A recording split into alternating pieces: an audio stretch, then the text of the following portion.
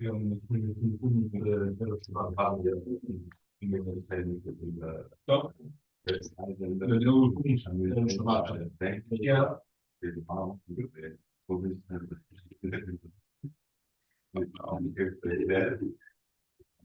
works or not? See. One check on YouTube. Okay, now let's check on YouTube to see if this screen is working. I has a picture of her. Oh, yeah.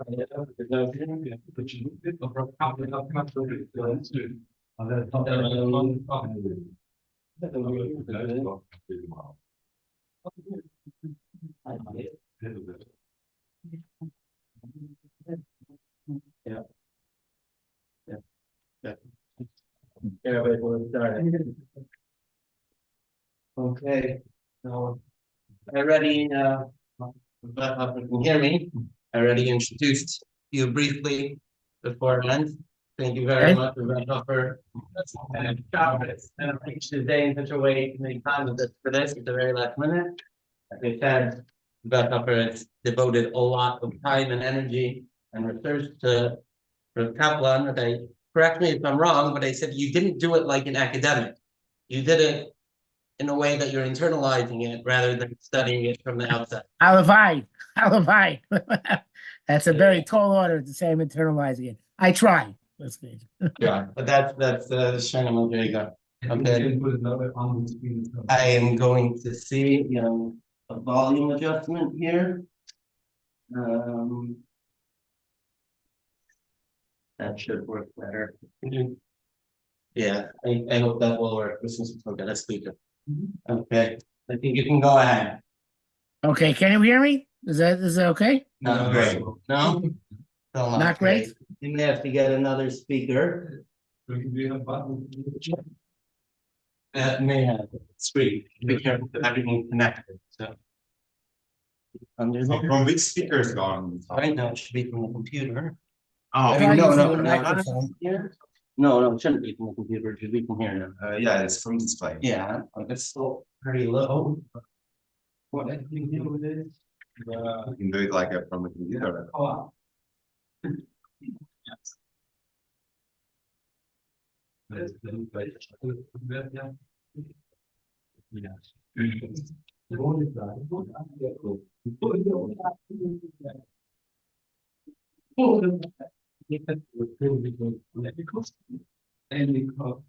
Helicopter. That's fine again. Is this any better? I tried putting it. We're sorry, we don't hear this well. We're getting a speaker.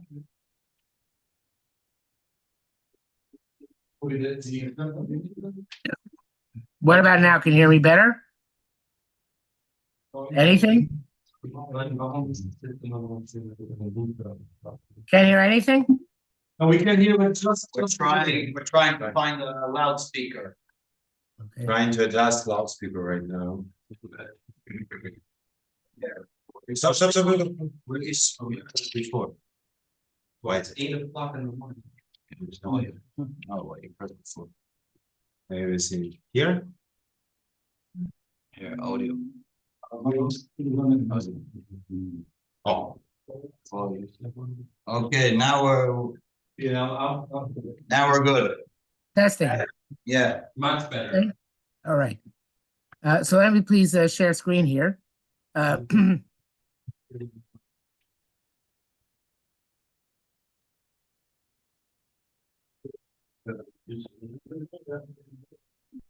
of all, I want to acknowledge the unique opportunity to speak to you in Berlin. My mother's side, my family goes back to Tels in Lithuania, and they were personally very close to Gavriel's family in Tels. My grandfather, Reb Dov Yehuda Shochet, was very close friends, very, very close friends with Reb Elia's half brother and Reb Elia's half brother-in-law were both killed in the war. But my father's side, my family, the Bechhofer family, goes back to a little town in Bavaria called Bechhofer. and I have a Stammbaum on my wall here, going back to the year 1600, which they went just from kever to kever in Bechhofer, to recording for generation to generation. There's a fellow Talmid Chacham in London a few years ago, Shlomo Katanka, who put out through the Shoshim and Hoge Ashkenaz Foundation. He put out a sefer called Mokum Shenogu about the Minhaga Bechhofer. In Bechhofer, there was no Rav for all those years. It's too small a town to have a Rav. None of the ancestors in Bechhofer were Rabbanim. I think the most chashuv one was the Shochet and a Moel, but of course, the entire rabbinic tradition in Germany was upheld by the Hildesheimer Seminary, and I'm sure the Lanz Rabbiner in Fürth, and wherever it was, the seminary came from Hildesheimer, because where else are they going to come from? So it's a tremendous cover to speak to you today. And of course, Rabbi Avraham Elia had a hand in establishing the Hildesheimer Seminary to what it was. And I don't have time, of course, today to go into great depth about Rabbi Avraham Elia's thoughts. Is a great chus to have my talk and named the Weltanschauung of Rabbi Avraham Elia. But I want to speak a little bit about one of his more famous Mamorim, the one about Hasidim and Misnagdim, well, more appropriately, Hasidus and Musar. And he talks about compares and contrasts the Maharash of Lubavitch, who was the Rebbe before the Rebbe go. The last Rebbe's father was the Rayatz. The one before that was the Rashab, and the one before that was the Maharash. And Rabbi Soslanter, who evidently actually met each other several times. And Chabad Hasidus at the time was not what Chabad Hasidus is today. It was a very different type of Hasidus, more traditional, so to speak. But in any event, it's fascinating, the comparing and contrasting. And as he says here, picking up on the screen, they look,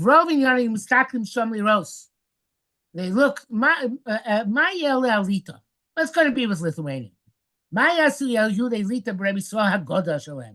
You know, the Hasidim said, he says elsewhere in the speech, he said they saw that, finally, Rebbe Salata, Kosh Baruch Hu sent him the Misnagdim, a Rebbe's soul.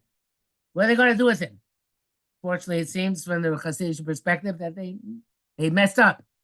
But they asked, Klum Yatzru Be'emes, Batei Musar, show Rebbe Yisrael, will those gather up the Batei Musar, Pach V'chom, Akere Kach Shichula Laki L'achim, Chatiba Achats, that they can put together, join together, Kametz Misnagdim, Mevoidim, Okurim, a bunch of few isolated and cold Misnagdim. So the question is, what happened? I want to put it in a bit of a tangent here, which is one of the things that Avraham Elia really wanted to introduce in Berlin.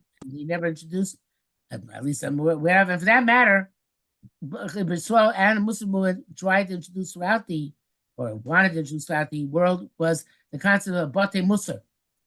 Never took off. Batei Musar was supposed to be a place where you did not go, you weren't allowed to learn there. You were not allowed to learn Mecheb Rusa or learn with Lamdis or even Bekias. It was only meant for the purpose of going and learning Musar and making a cheshbon and nefesh. And the idea was that this would be a special place where it was dedicated completely to Musar, and the Rebbe Yisrael intended not just for B'nai Torah, for anybody, as a place for having this tremendous experience of introspection, cheshbon and nefesh, and uplifting oneself. So they were not sure in Lubavitch what they could expect. So Pamachas Nishku Rebbe Shmuel Yisrael Petersburg, Seifus Rabbanim. It was got together in St. Petersburg in a rabbinic gathering. One hotel. And Shmuel Milavov, or Shmuel with his people coming to him, no lots of Ula Gaza, he took a great hall. Rebbe Yisrael Taliso Tfilan, David Dakota, Rebbe Yisrael living in a small chamber. It's a Rashka by my love, learning on Adelas Kolam Kula. By the Maharash, the door was never closed. Zeboli Talitza Zoo, Boli Talitza, son came Eitza, Luis Barak with Bracha, the son came to Bracha, Ustam Kacha, Luis Rebbe, the son came to see the Rebbe, he's there. Listen to Shalom Aleichem, Barak Barak Shachala, can make a Bracha on him. Ben Nicola Marva Rim Chasidus, Shem Stiguna Shal Harav, After Rebbe's Nigun, inspiring Machrei said, Baroli, we slivers, and have a great fervor. Achaleni Yoitzim Birkida, with dance. Yad al Shechem, hand on shoulder. The Kitzer, Hayuli Yehudim, they were Jews. Eden, Peichad, where? With Toche Peterburg, in the middle of St. Petersburg. Rash Nena Nom Ruba Mina Kiddush Hashem Agodo. Oh, what a Kiddush Hashem. After Mitzvah Zuchari is a small thing. Arikan Lachel Yadus, there was the flame of Judaism. Chayom Mechayeh, alive and giving life. Pamach, that's what's that time. Mitocha Mula, out of the great throng. Shalom Amoleim Mulava Chasidim, when the world, when the hall was full with Chasidim, he's Ganev Harash Pam Pitam with the Chutza Yichidi. Went silently out of his room. He went in silently to Rebbe Yisrael's room. After the Achot, learning Sasham. No Jew was there. Yichidiyo Shevel Rebbe Yisrael Kafufu Agav Shulchan V'lo made Musa. So sitting by himself, bent over the table learning Musa. It shows Rachami talked with Reb Shmuel. So it shows full of mercy. Aval Yachimam Gam Kasra, but also great anger. Why was he angry? He said, Mishtomei. Mishalim though, he's standing there astonished. The other downstairs, Pascha is next to the door, he just opened. So quickly opened his, lifted up his head. And asked him what he wanted. I'm not looking for you, Korah Rash. Eles Jamut Shalo, es Lita Shlo. In Mario Shevichin, if you're sitting by yourself, it makes a Mar Einem Mitsuyim, people are not by you.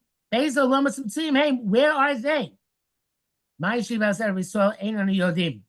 What Rabbi Saul answers, we don't know. Chasidim Einon Masaprim Yosef, Chasidim, don't tell anymore. Bashal Bali Musar, Rabbi Bechal, Einon Yodim Shumasios. Bali Musar, they don't know how to tell any stories. So the point of contention, it's a fascinating one. And this is something which he develops in this article. He says, the Chasidim have a valid point. The Chasidim have a tremendous amount of hashpah. Tremendous amount of hashpah.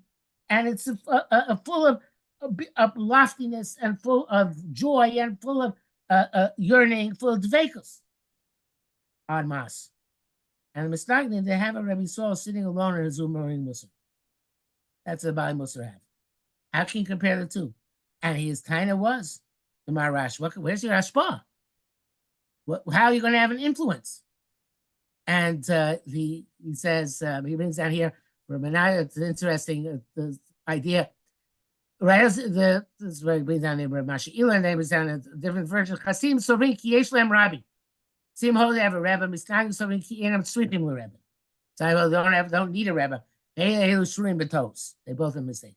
So what he's saying is an interesting point. He's saying that the question is, what exactly is a Rebbe? What the relationship is between the Rebbe and the Hasidim? And what the relationship between the Baal Musar is between the Baal Musar and his adherents.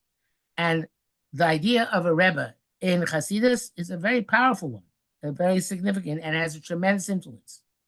But the question is, what exactly we're looking when we're trying to have influence or be influenced by a Rebbe? Is it that we have this sense, this aura of grandeur, of majesty, of spectacle? Or is that we have this intense relationship, perhaps even not direct, but of emulation and somebody, as Akiva said before, of internalization of what the Rebbe represents to us. And that is a very different approach. And Rav Dessler writes, I mentioned this last night, Rav Dessler writes in Michtem Leo, he says, in the long term, Musar failed and Hasidus succeeded. Why Musar failed and Hasidus succeed? Because in Hasidus, you don't require introspection, you don't require soul searching, and it works for the masses. Musar requires introspection, soul searching requires growth, a certain type of growth, which is not going to work for the masses. And he says explicitly, he says, in South Africa and America and England, all these places, Hasidus succeeded and Musar failed. Then he says over here, but this is not for us. He says, Kilin Sola Rebbe, to go to Rebbe, the spawn meant to be activated by him, to be aroused by him. Sapra Masioso, those stories about him. Lachzor Memosh Shishmon, tell over things his name. Lumay Menem Hagit Sidkus, learn from him righteous conduct.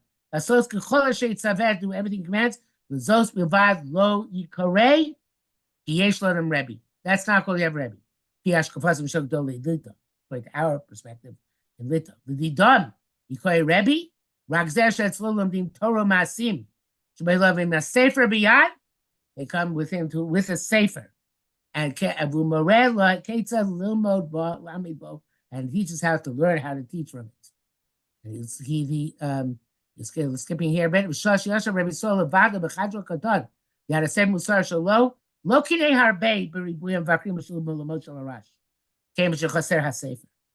That was the idea which Rabbi Avraham Meir is representing as the idea of Musar is that it cannot be just a tremendous sense of ecstasy if it's not firmly and solidly based in an intellectual and not, of course, not just intellectual, but an approach which requires study and requires effort. He says that the he said the other mistake. Halam thou sefer halacha shelo. Has halacha sefer. Hababayis al sefer adrush shelo. Babayis and adrush sefer. Hamon am ala tehilin. Mass and tehilin. Vayisha tzena rena. Kach mavelo kol echad echad esmati adusa shelo. B'darkon yuchedes. Everybody got their own derech. Compound go to the shel efshel money. Orchos chaim hareinu nisham yilios apirov yilti mukar. Says the flip side of that is that in Lita people worked hard and the ruchnis, but it was rare that they actually had that interaction with somebody like Rabbi Sol Salanter. So of course, that's not the only interaction which he had with the Marash. And it goes on to another fascinating interaction. He says that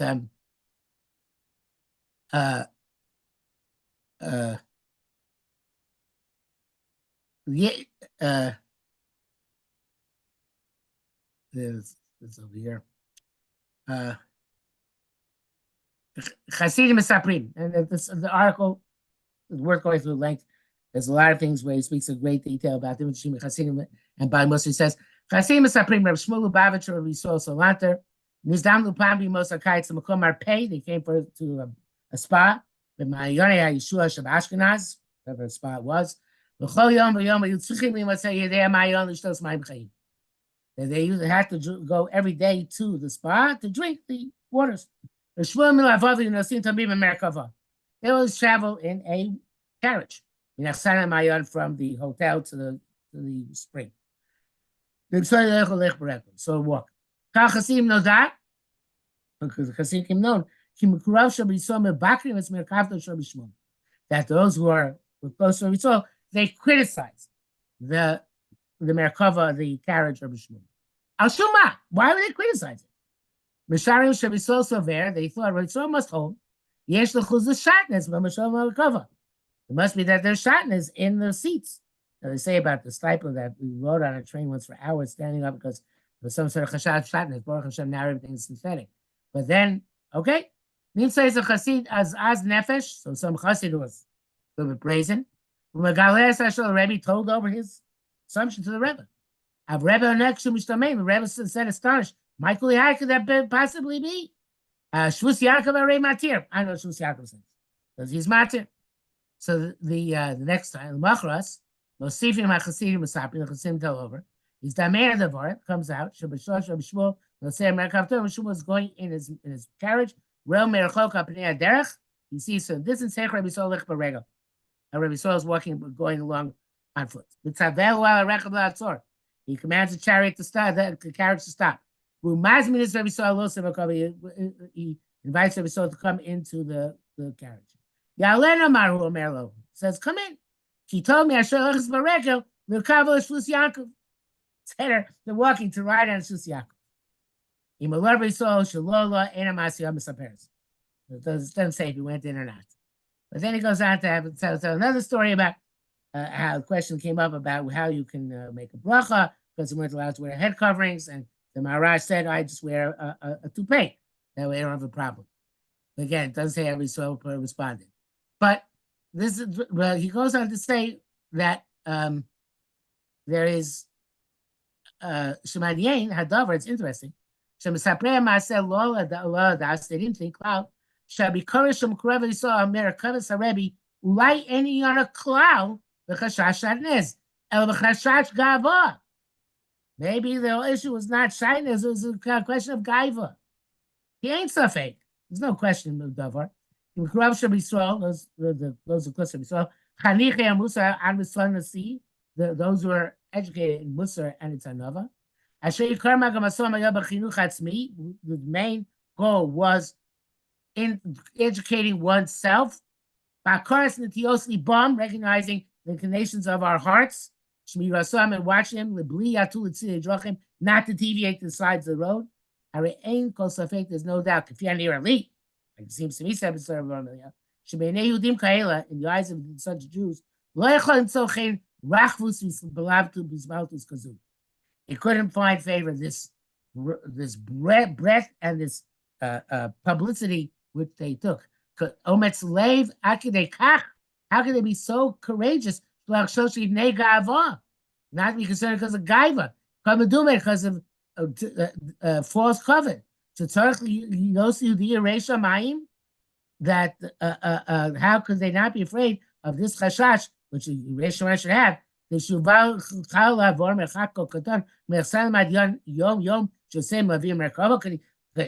it worth it going such a short distance with all these people accompanying you in your carriage when there's this chashash of gaiva?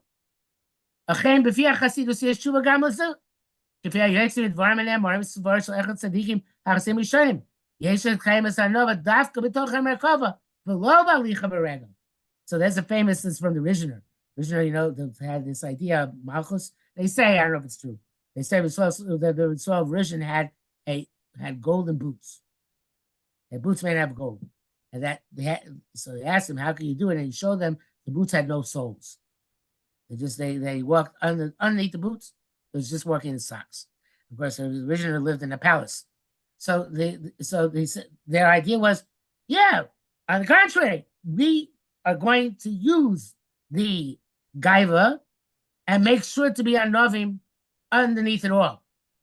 And it brings down motion from the Baal Shem Tov, not going to go to now. But it says, it's difficult. It's a hard test. And we saw lo emina k'dei batzor k'dei kach. And now in Bayim Pam Lidei Matzam Yichachul Kavod, it's Ishmar Al Anova Gambos and Matzah. Yes, sometimes you have no choice but to be in a situation where gaiva is a temptation. But Rabbi Yisrael will not put himself in such a situation. And of course, if you can do it, you can stand it. But I should do dargar aviskabe kach midei yom biyomo. This amitz lagia l'shlemus musaris v'avir kazur to get to perfection and musar in that atmosphere. It's dangerous. Avlubavitchim lechol losdas cloud over there. Im lo nitzol merkava yashar the rak mechashat shanis. You can imagine what other problem could be in the shanis? Avagaiva. Ma pirusha davar. El mi yisab merkavim lo reb. Avrami mitzuyam olam. Who's the world here for? Avor rekim apachsim bali olam for the low lives. Yashar bichlal lech beregel. Ma shayach kavrat Torah. By the way, this kind of attitude is infiltrating into our camp nowadays. It's not so pashut. That's the idea of kavrat Torah. It's a very thin line between kavrat Torah and gaiva. I myself have this issue. I'm a big Baal gaiva. I don't know exactly how to deal with it. But the point is that Rabbi Saul, the whole idea of Rabbi Saul, and the idea of Musar is always to try and make sure mitos are everything. And the final analysis, it's the Rabbi Saul Salater sitting in his room, concerned about his mitos by Rabbi Avraham Elia, is a far greater form of leadership, a form of a role model, than a Rebbe with his thousands of Hasidim conducting a Tish or a Farbrengen. So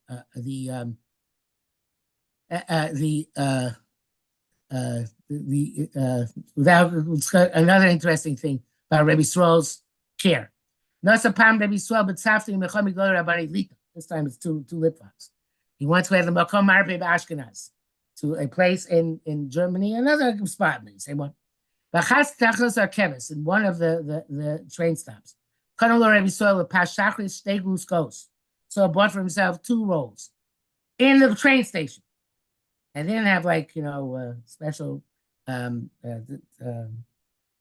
machines of the action, right? paspalta. It was non-Jewish bread. No, it wasn't baked, it wasn't just baked by a non-Jewish bakery. Harav Tilam Tachto, the Rav, on the other hand, took up from his suitcase, Chavilas Snimim, a bunch of a package full of dry bread. Asher Movito we brought from his house. So Rabbi Saul felt that the Rav was astonished. How can you be making a paspalter? You could have brought from home a bunch of dry bread, toast. Why do you have to have you line paspalter? Barmelo, he said, about socially. Let's say socially. I'm not traveling to the spa at my own expenses. But one of my friends, but we're going to give me the money. When he was concerned, maybe I'll be too machmir. And Kashus outside of the borders of Lithuania. He made explicit conditions with me. Shame Avrasi from my health. There's I have to be careful about anything which can damage my health. If now I'm not going to eat fresh bread, so if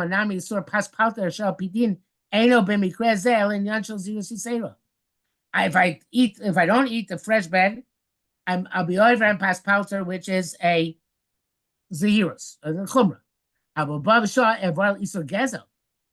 the same time, I'm going to be over isur gezel, which is much more chumrah. If I don't feel conditions, I have no right to this money, which is not mine. There's a story, I don't think he brings it down here. I think it's so elsewhere. It could be in the same piece here. And he said that so I was once walking with one of the rebbes in the spa, and he had, a walking stick. And they used to have like a walking stick, used to the British too. I think you can still see British people, other royalty do it. They walk with the walking stick under their arm. Right? The stick they hold under their arm, it's like a cover. And so Rabbi Sosat said, this is it's unfortunate shots to walk around like this. So this God, whoever it was, I don't know if it's Chassid and Misnagit, says, but it's not in my shots. The sign says it, but it's in my shots. It says the Gemara talks about a mashlich could say somebody who puts out his thorns into Shus Rabbin. And the thorns, this is mashlich could say you're born with Shus Rabbin by walking this way. So obviously there's a level of concern with one's not just mitos, but with gezel, which is amazingly perhaps beyond us. Everybody knows the story. The Chafetz Chaim ripped up a postage stamp whenever he sent a letter by the mail. For us to rip up such a postage stamp, we sent a letter. Well, we sent a letter by a shliach. If we would do that, it would be an issur about tashlis and an issur of gaiva, both, because who are we fooling? But the Gdolei Musar, that's what they were all about. They were on a madrega where everything they're doing was something which was about their own midos, and we learned from them how we should also make a cheshbon nefesh, introspection, and think about our Yerusha. And he says, I know.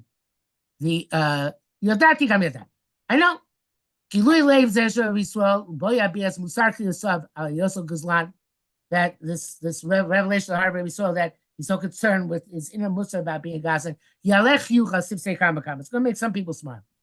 And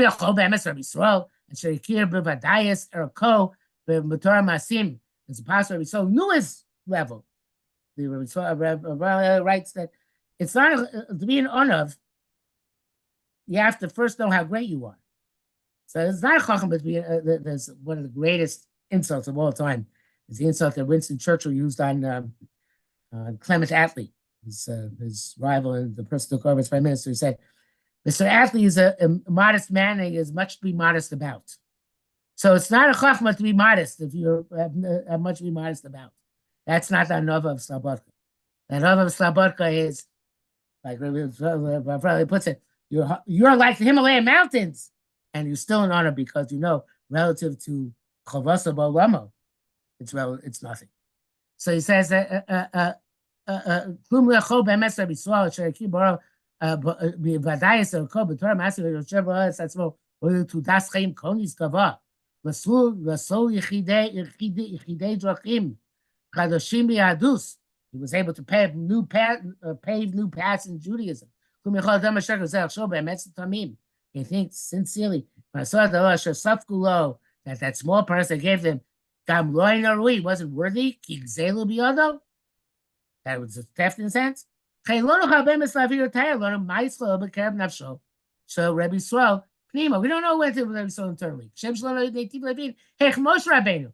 Shevadai Yodas, that's more, he certainly knew himself. Ki Hu Gadol Levin B'chol Torah, his base Navi all times. Shalama Me'evil Ein Sof Zeh. He was a distance beyond everything else. Hayoim Kol Zeh Adam Mikol Adam Mashab Pnei Adam. Nikir Be'elcha Pach Vachos Mikol Adam. The assumption of the greatest of our gloves, not the majority they reach. Most of you try madrigas, they were born to it, but they have great special gifts from HaKadosh Baruch Hu. None of us are going to become, I know about you, but none of us are going to become Rabbi Yosef.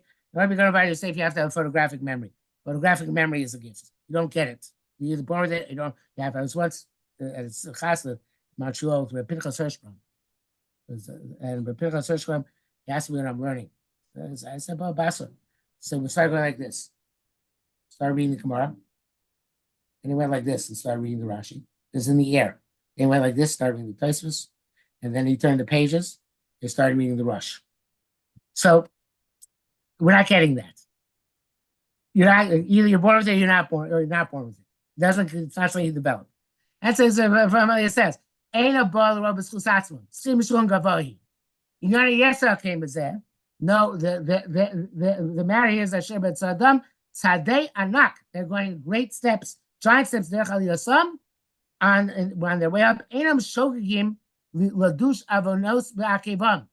They're not careless to step on small sins with their heels. Also, Hashem Avon Akivi Sabeni. Avnoshodam Dash Bakavab Mazeh, Musumi Lo Yom Adin. Averos Kigon Osam Mishom Ziirim. The small ones. Binyane Shali V'Shocha. Shem Kodakim, like Gemara says about the person who used his friend's towel in order to dry his hands. He's the one who stole the cup. The things of Kuchuta Saira. Mishum Kach Yikshe Kol Ishtachremehem. Things are small, very fine, and because of that, are so difficult to free himself.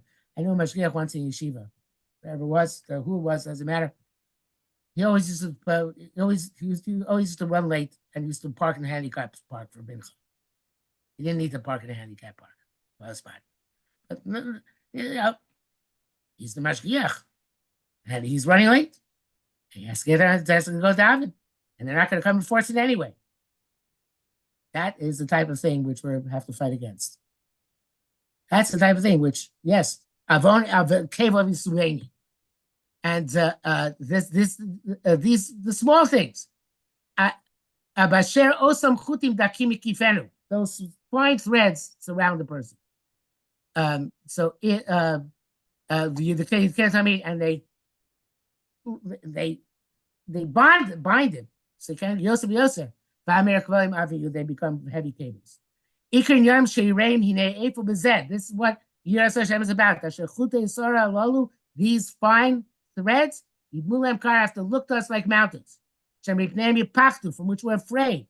To have constantly this concern. They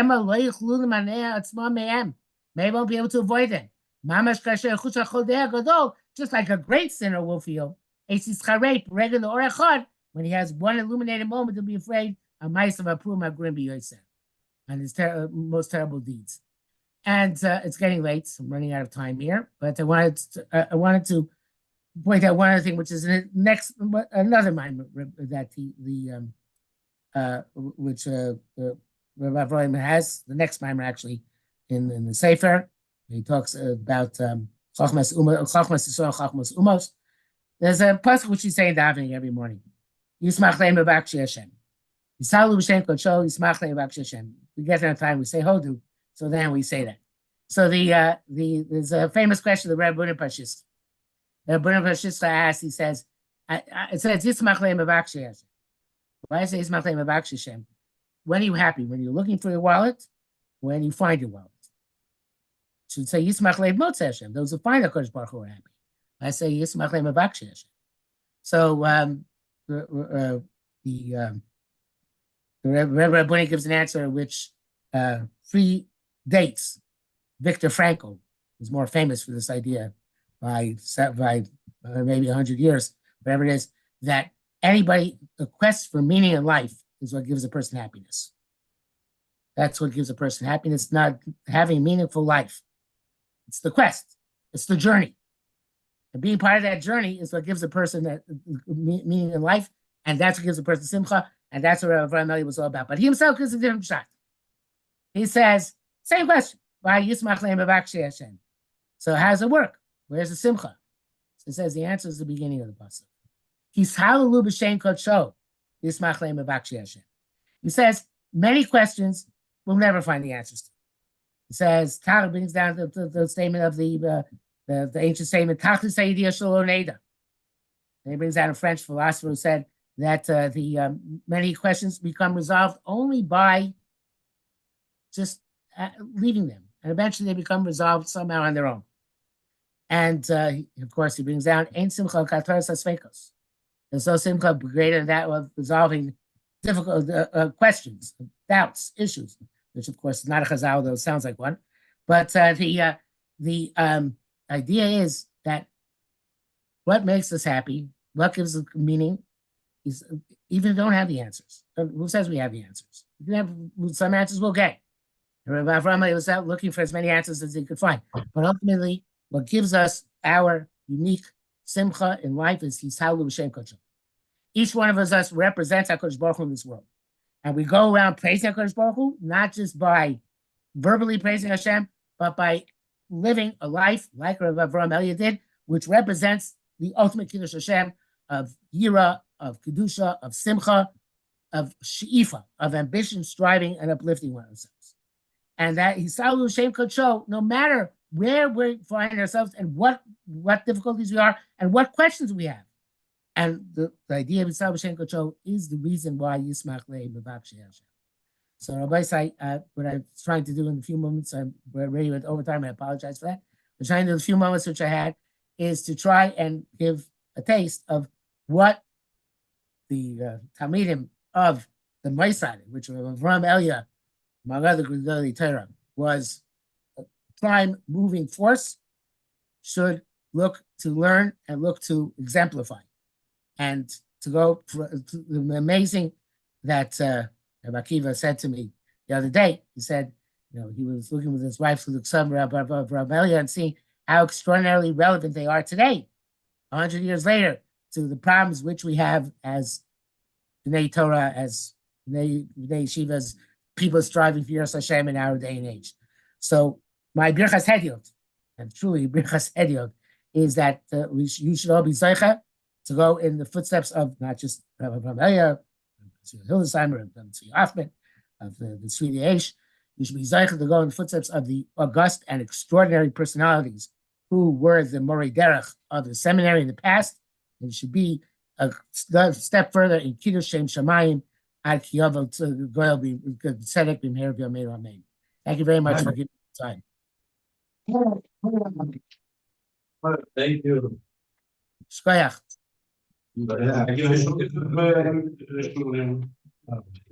Thank you very, very much. Yes, I look forward to hearing what Rabbi Avraham Jr. says later on. Shkoyach, thank you. I look forward to hearing what Rabbi Avraham Elia's grandson has to say. When is that and how long is that? It's in an hour. Is it an hour? I think it's in an hour. It'll be on the live stream, right? It'll be on the live stream. I can also send you the Zoom link. It's on. I think it's on the chat. Okay, great. Okay, thank you very much. Look forward to seeing you then. Kol Tuv.